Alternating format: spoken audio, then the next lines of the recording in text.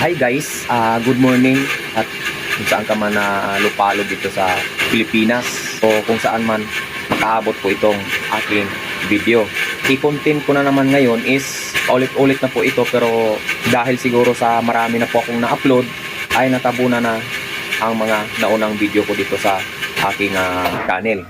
Repasuhin po natin ngayon ang koneksyon nitong storage tank at dito sa pressure tank. At the same time, mayroon po tayong motor pump.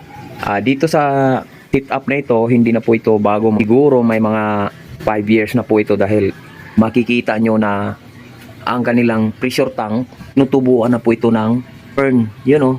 So alam nyo kapag mga ganito, may marami na pong lumot dito sa baba ng storage tank nila. Ang mga ganitong sitwasyon ay hindi po talaga maiwasan, lalo na po mayroon ng katagalan itong seat up na ito.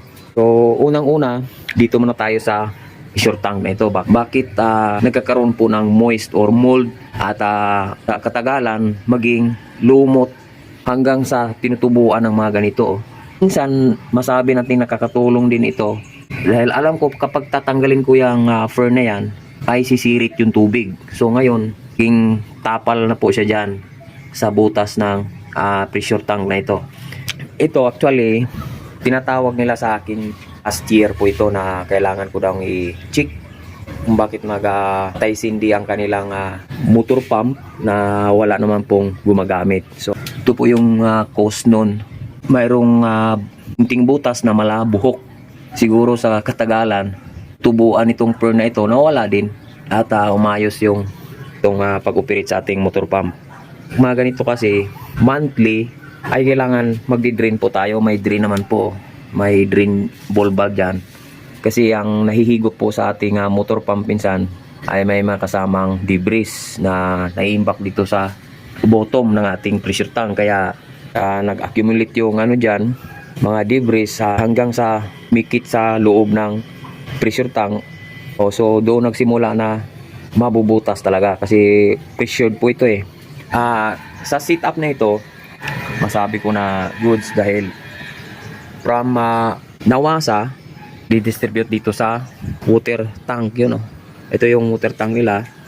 Dito po sa loob nitong tangke na ito, water tank nila ay mayroong floater ball yun.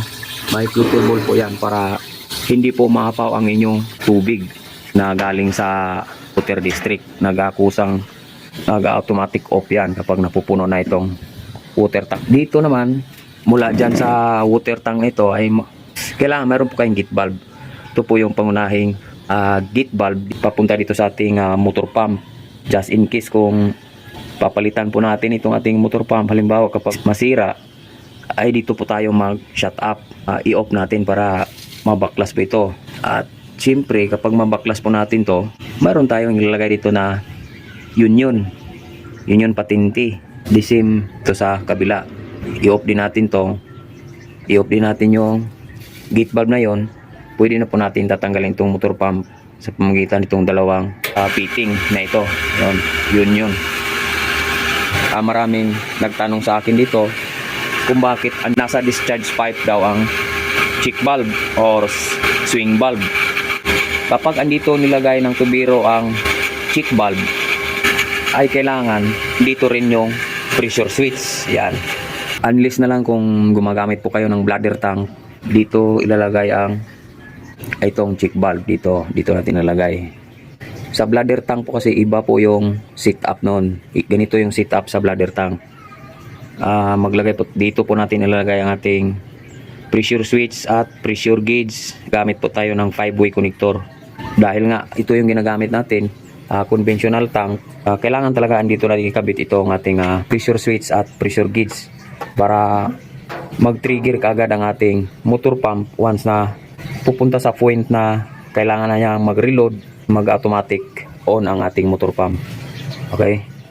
So ulit-ulit na lang to guys. So bali repaso ko na lang ito sa inyo para yung iba naman na bagong pumasok dito at nakapanood nitong aking video na ito, makakuha po ng magandang ideya kung bakit ito ang setup sa ating motor pump, pressure tank at storage tank. Okay? So hanggang dito na lang muna ang video ko na ito mga katubo. Kita-kits tayo sa next ko na upload video. Paalam pansamantala. Bye bye.